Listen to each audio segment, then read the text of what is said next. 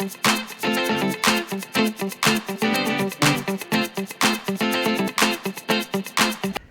enable musicians to play together online as if in the same physical space.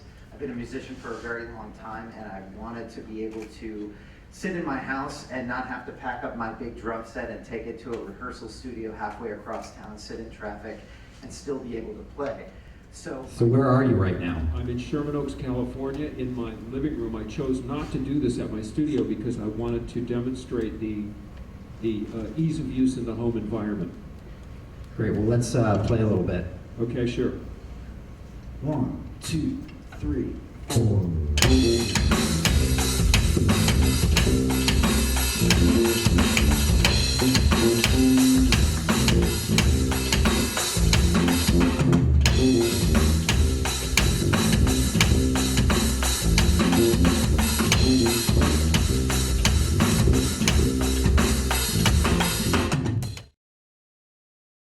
Big Blue Button is an open source web conferencing system for online learning.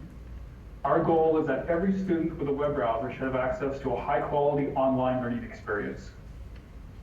And it does the core capabilities that you would expect in a synchronous learning tool: desktop sharing, audio, video, chat, and slides. And you're seeing it here right now live.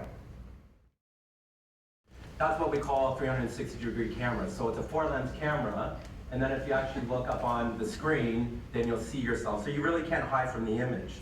We're always trying to increase our resolution, so the next version would be 2K and 4, or 2K to 4K. You know, you're going to need that extra bandwidth in order to be able to transmit. So everybody needs a video, whether you're doing a Kickstarter, or you're putting a game in the App Store, or you're getting married. But for a lot of our customers, to send us a 10 gigabyte file on their connection would take more than 24 hours. So that adds a lot of friction. We're doing great, we're fine, but we would love to see faster networks, and that's why we're here. That's why we're excited about what Orange and other people are doing to make the networks faster so that people can move around large videos. So why am I here today? I'm here to talk about a business unit called NVIDIA Grid. And what Grid does is GPUs in the cloud. So on your servers, you run the game, and then you can, it's just like a video file, like you have on Netflix, and send it to any device. You don't need to write games for that specific device. Why we love more bandwidth. You can take games, today they typically run at 720p resolution, and it takes about a 10 megabit per second connection. Today I'll do a demo where I'll show you 1080p 60 frames per second, and that takes about 12 megabits, but you really need 25 megabits per second to get a reliable game going. And we're working on the feature where you can do 4K game streaming. That'll need up to 50 megabits per second. A lot of people are waiting for us to roll out new networks, more bandwidths, more fiber, because the usages are there, or the plans are there, the dreams are there. So there's a certain number of people that get used to, no latency, speed, bandwidths, the quality of the service, so they go to 4G, which is also interesting for us. And also we find out that, as in the old days people would say, every technology produces social effects. And we find out that when people have access to fiber, they do things, they do stuff, as we've just seen, which was not completely expected, and which is very, very important. For me, as an internet access provider, we've always been the problem, right? The last mile has always been the bottleneck.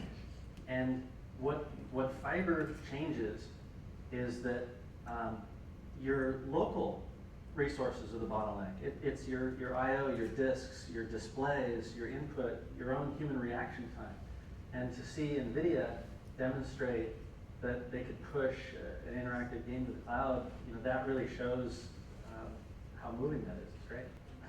Whether it's infrastructure investment or customer service, we have, from a regulatory, an intentional regulatory policy perspective, created a duopoly. And now we have the rewards of that.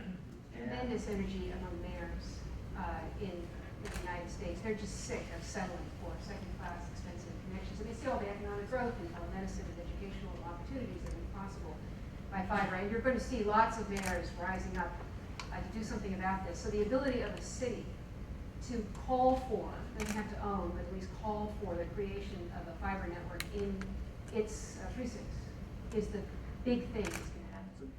So, thankfully, we're able to say that 99% of our consultations go very, very well from a clinical and service perspective.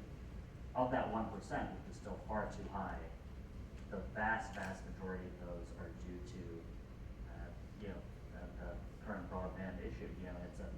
It's sad, but I joke about it. What you don't want to have happen is to say, hey, Kelly, your diagnosis is, and then you frozen on the screen. I just need more places I can do things to. I want to take the children's room in my library